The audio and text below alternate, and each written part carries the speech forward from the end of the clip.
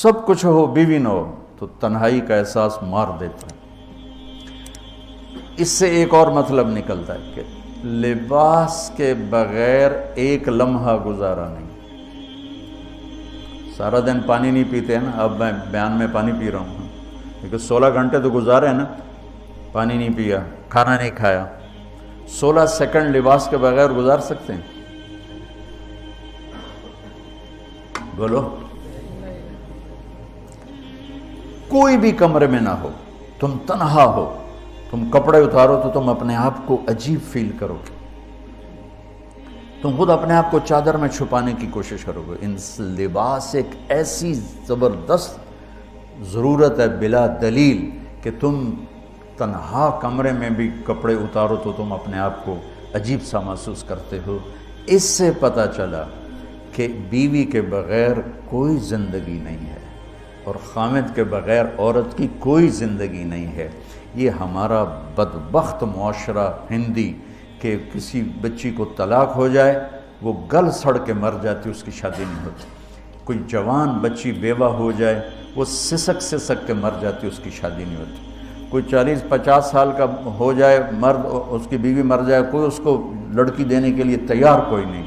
اور لباس کا لفظ بتاتا ہے کہ شادی کے بغیر انسان ننگا ہے، اور ننگے انسان کا کوئی کہیں بھی گزارا نہیں ہے۔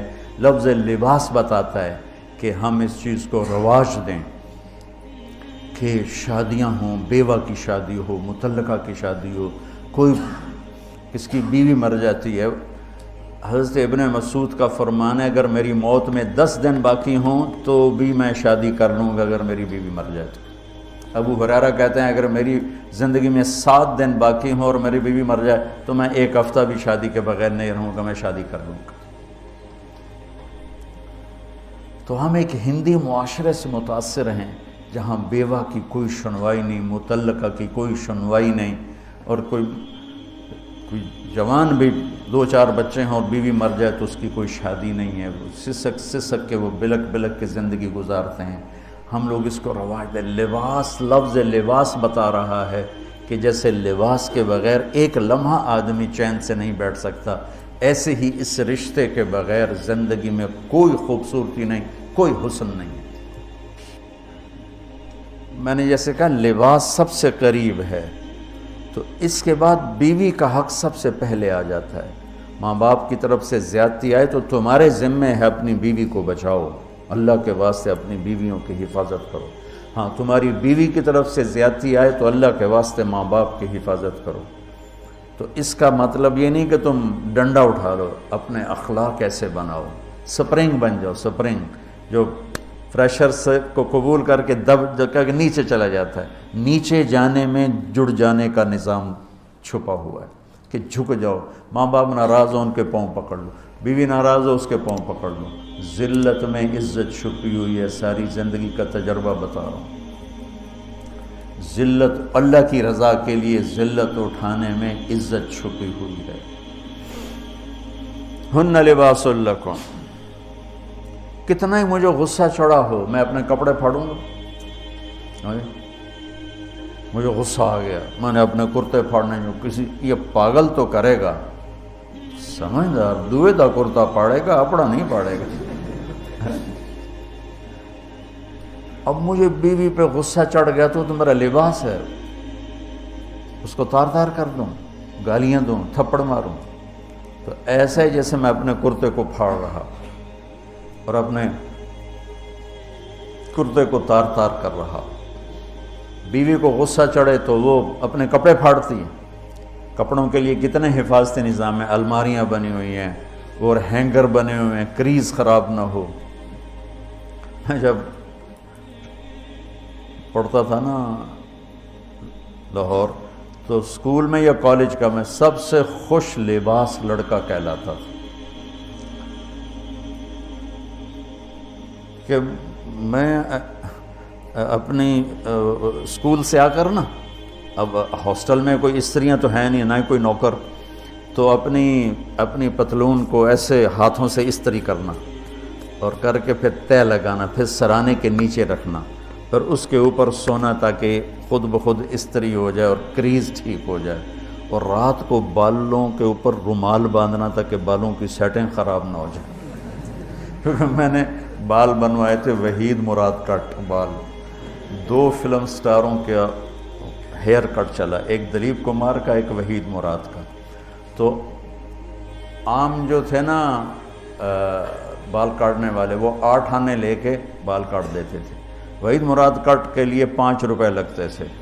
5 روپے اس زمانے میں بہت بڑی دولت تھی، جب ڈالر 1 روپے کا تھا۔ $5 کتنے ہو گئے ہیں جی؟ 500 سے اوپر ہے۔ تو یوں سمجھو کہ وہ 5 روپے دے کر وحید مراد کٹ بنتا تھا۔ تو پھر میں وہ اوپر رومال باندھتا تھا کہ سوتے ہوئے میرے بالوں کا ہیئر سٹائل خراب نہ ہو جائے۔ ایک چھوٹا سا بچہ ہے لیکن اپنے لباس کو کیسے حفاظت کر رہا ہے، کریز ٹھیک کر رہا ہے، سرانے کے نیچے رکھ رہا ہے اور اس کو صاف ستھرا رکھ رہا ہے۔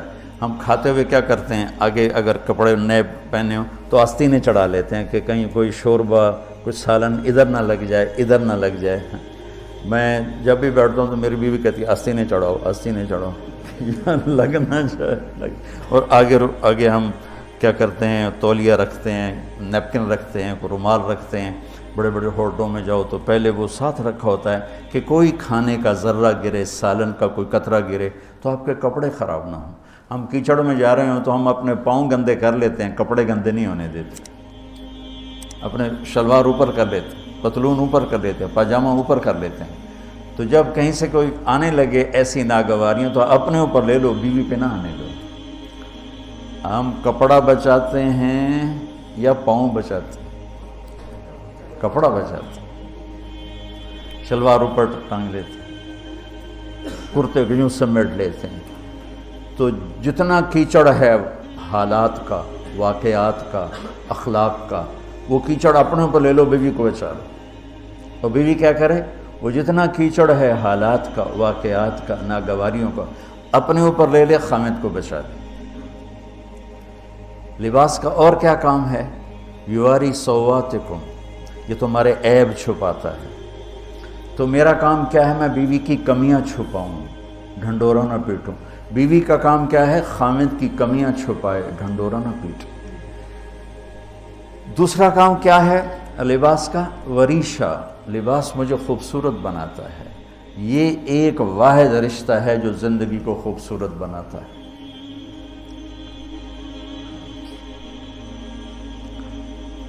ہن لباس لکم انتم لباس لہن۔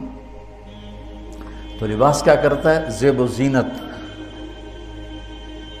لباس کیا کرتا ہے، عیب چھپاتا ہے۔ لباس کیا کرتا ہے، خوبصورت بناتا ہے۔ تو اس رشتے کو خوبصورت بنانا ہے، بیوی خامند کے لیے، خامند بیوی کے لیے۔ کس طرح یہ رشتہ خوبصورت بنے گا، اچھے اخلاق کے ساتھ، اچھے اخلاق کے ساتھ۔ اگر گھر والوں کے اخلاق اچھے ہوں، اور بچی ساس سسر کو ماں باپ بنا لے، ساس سسر بچی کو ماں باپ بنا لے، خامند بیوی کو ہتھیلی کا چھالا بنا لے، بیوی خامند کو ہتھیلی کا چھالا بنا لے۔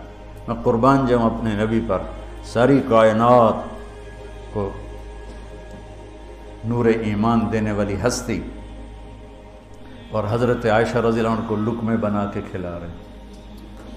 کمال۔ حضرت عائشہ رضی اللہ عنہ وہ بڑی بڑی بوٹیاں ہوتی تھیں نا، وہ اٹھا کے ایسے نوچتیں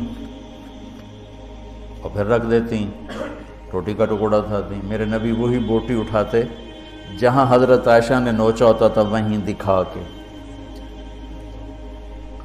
کرتے تھے، ان کی محبت کو لینے کے لیے اور ہمیں سکھانے کے لیے۔ حضرت عائشہ گلاس اٹھاتی، وہ بڑے بڑے ہوتے تھے، اب تو یہ چھوٹے چھوٹے گلاس ہیں۔ بخل کا زمانہ آ گیا، پانی بھی تھوڑا دیں دیں۔ ہمارے دیہات کا کلچر تھا، اب تو مٹ گیا ہے، مہمان ہی کوئی نہیں ہوتے۔ جب کچی سڑکیں ہوتی تھیں اور ذرائع نہیں تھے تو بہت سے مسافر ہمارے ڈیروں میں آ کے رات گزارتے تھے، ہماری پہچان والے نہیں، اجنبی راہگیر، اور کوئی پہچان والے بھی، لیکن جو بھی تھے، کوئی اپنے ہیں، پہچان والے ہیں، دوست ہیں، مسافر راہگیر ہیں، ان کو رات کو کھانے کے بعد دودھ پلانا یہ ہماری تہذیب تھی کہ جتنے بھی ہیں دیرے میں 15 ہیں 20 ہیں 1 ہے، جاؤ بھئی روٹی کھا لی ہاں دودھ پیواؤ سارے ہیں۔ وہ جانور بہت زیادہ ہوتے تھے، کھیتی باڑی کم ہوتی تھی، دودھ وافر ہوتا تھا، وہ گلاس اتنے بڑے بڑے ہوتے تھے، 3 پاؤ کا گلاس ہوتا تھا۔ تو ایک ہمارے دادے کے زمانے کا نا چاچا لال سنپال وہ آ گیا دیرے میں، نوکر گیا دودھ پلانے، تو گلاس کو دیکھ کے نوکر سے کہندا پتر میں نہیں پیندا۔ اسا کہا چاچا کیوں نہیں پینا؟ اسا کہا 2 تو ود پیواں تو بے غیرت بنا تے 2 تے میرا گزارا نہیں جاتا میں نہیں پیندا۔ تو حضرت عائشہ رضی اللہ تعالیٰ عنہ گلاس اٹھاتی اور یہ پیا، یہ رکھا۔ میرے نبی اٹھاتے اور جہاں حضرت عائشہ کے ہونٹ لگے ہوتے تھے وہاں ہونٹ رکھ کے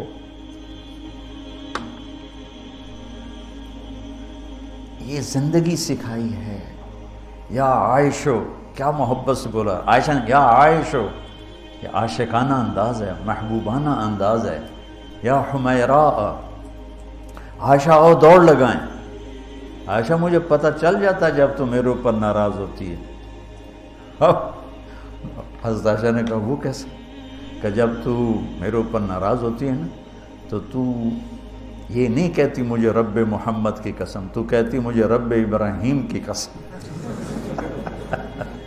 جب تو میرے اوپر راضی ہوتی ہے تو کہتی ہے مجھے رب محمد کی قسم، اور جب تو میرے اوپر ناراض ہوتی ہے تو کہتی مجھے رب ابراہیم کی قسم۔ کہ یا رسول اللہ صلی اللہ علیہ وسلم نام ہی آپ کا نہیں لیتی، میرا تو دل آپ پہ کیا، میری جان قربان ہے آپ پر۔ عرب کے ماحول میں اظہار عشق عیب تھا بیوی سے، ہاں معشوق سے اظہار عشق ساری شاعری بھری پڑی، تم نے شعراء جاہلیت پڑھو یا بعد کو پڑھو، بھری پڑی۔ وَهَلْ تَبْكِينَ لَيْلَا إِذَا مِتُّ قَبْلَهَا وَقَامَ عَلَىٰ قَبْرِ النِّسَاءُ النَّوَائِحُ لَيْلًا كَمَا لَوْ أَصَابَ الْمَوْتُ لَيْلًا بَكَيْتُهَا وَجَادَ لَهَا دَمْعًا مِنَ الْعَيْنِ الصَّافِحُ وَأَغْبِطُ مِنْ لَيْلًا بِمَا لَا أَنَالُهُ بَلَا كُلُّ مَا قَرَّتْ بِهِ الْعَيْنُ طَائِعُ وَلَوْ أَنَّ لَيْلًا، دیکھو لیلہ لیلہ لیلہ 4 شعر ہیں، لیلہ ہر شعر میں لیلہ۔ وَلَوْ أَنَّ لَيْلَ الْأُخَيْلِيَّةَ سَلَّمَتْ عَلَيَّ وَدُونِي جَنْدَلٌ وَالصَّفَائِحُ لَسَلَّمْتُ تَسْلِيمَ الْبَشَاشَةَ أَوْ زَقَى إِلَيْهَا صَدًا مِنْ جَانِبِ الْقَبْرِ سَائِحُ۔ وہ بڑے زور شور سے لیلہ لیلہ لیلہ اپنے اشعار میں کہہ رہا ہے، لیکن بیوی سے اظہار عشق عیب، موت، اس ماحول میں جس میں بیوی سے اظہار عشق ایک عیب تھا اور معشوق سے اظہار عشق شاعری بھری پڑی ہے۔ ترکت ہوا لیلا وسعد بمعزل، کیا کیا خوبصورت شاعری ہے۔ بے بالشموس الجانحات غواربا، اللہ بساط من الحریر جلاببا حاولنا تفدیتی وخفنا مراقبا فوضعنا ایدیہن فوق ترائب۔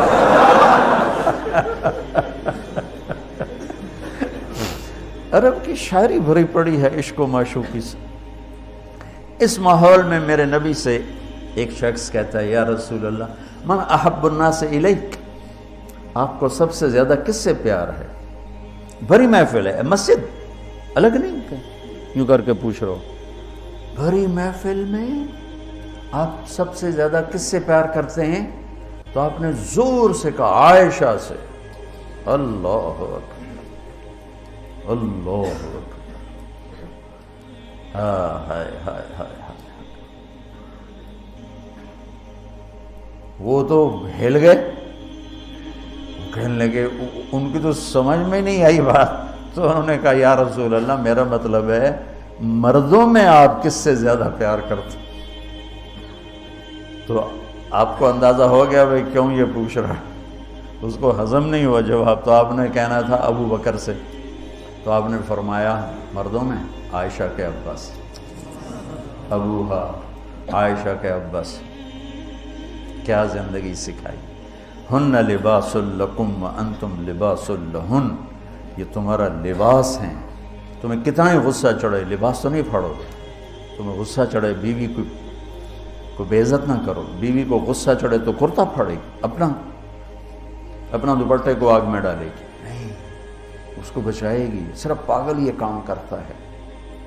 اسی ایک لفظ لباس کے اندر زندگی گزارنے کا پورا طریقہ موجود ہے. اور اسی کے اندر بیواؤں کی, مطلقہ کی, رنڈوے کی شادی کا اشارہ خوبصورت موجود ہے کہ لباس کے بغیر تو ایک لمحہ انسان نہیں گزار سکتا. اس کو رواج دینا یہ ہمارے ذمہ ہے, اور اپنے نبی کی معاشرت کو بتانا یہ ہمارے ذمہ ہے. تو ان مسائل میں پڑ گئے جن کا نہ جنت سے تعلق ہے نہ جہنم سے تعلق ہے. الٹا وہ مسائل جس میں زیادہ اختلاف ہے اس میں زیادہ بولنا, زیادہ تقریریں کرنا, اس چیز نے ہمیں اپنی منزل سے بہت دور کر دیا. ہم کھو گئے ہیں, کہیں اور چلے گئے ہیں. تو اس عرب کے ماحول میں میرے نبی نے لباس بنا کے دکھایا.